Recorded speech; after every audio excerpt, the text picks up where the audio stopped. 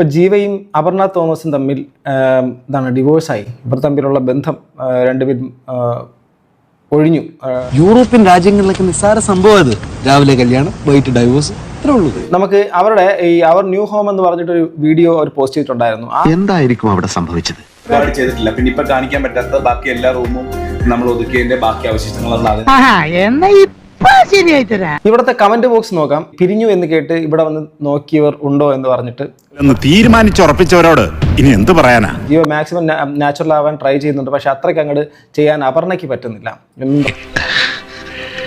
ചെറിയ ബുദ്ധി തോന്നിയതാണ്. ആ പഴയ വൈബ് നിങ്ങൾക്കില്ല.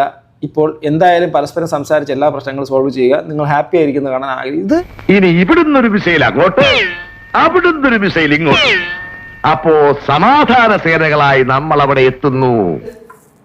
സീരിയൽ ടുഡേ എന്ന് പറയുന്ന ഒരു സംഭവത്തിന്റെ അത് വന്നത് അപർണ ജീവ ദാമ്പത്യത്തിൽ വിള്ളലോ.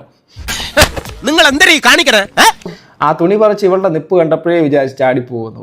ഒരു തോക്കെടുത്ത് ഇറങ്ങിക്കോ, മനുഷ്യനെ കൊന്ന് കാശുണ്ടാക്കുന്നതാ ഇതിലും ഭേദം. ഇരുവരും ഒരുമിച്ചുള്ള ഫോട്ടോകൾ ഇപ്പോൾ പോസ്റ്റ് ചെയ്യാറില്ലെന്നും രണ്ടുപേരും സോളോ ട്രിപ്പുകളാണ് ഏറെ നടത്താറുള്ളതെന്നും അകൽച്ചയായി തോന്നുന്നുവെന്ന് ചിലർ കുറിച്ചു. എവിടെയോ എന്തോ ചിലത് ചീഞ്ഞു നാറുന്നുണ്ട്.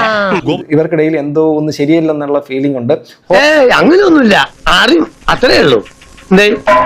പക്ഷെ ഇത് ഭയങ്കരമായിട്ട് ഡിസ്കഷൻ നടക്കുന്നു. അതാണ് ഞാൻ അത്ഭുതപ്പെടുന്നത്. ഇതിനെക്കുറിച്ച് നോക്കുമ്പോഴേക്കും ഇഷ്ടം പോലെ പോസ്റ്റുകളാണ്. ഇത് നോക്കൂ.